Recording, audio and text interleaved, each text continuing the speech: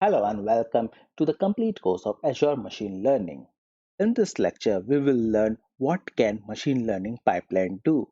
An Azure Machine Learning Pipeline is an independently executable workflow of a complete machine learning task.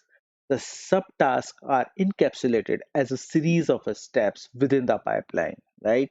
An Azure Machine Learning Pipeline can be as simple as one that call a Python script.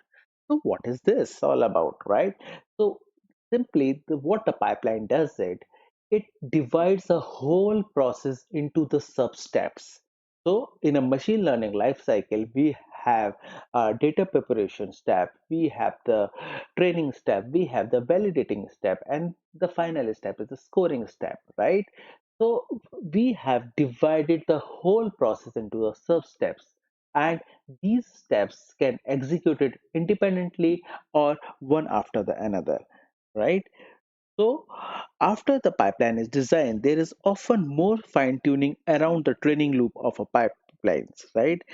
And within the pipeline also you can choose a different hardware for a different task. So this we will see it over here in our next lecture, that for a data preparation we will be using a different cluster. However, for the training we would be using a different cluster because the requirement might be different in future, right? However, when you execute the same thing into your local machine, this leverage you will not get it, this benefit you will not get it. You need to do the data preparation as well as your training or validating with the same hardware, with the same cluster, right? But here we can do or set up the different cluster with a different purpose, right? So in the next chapter we will write a code.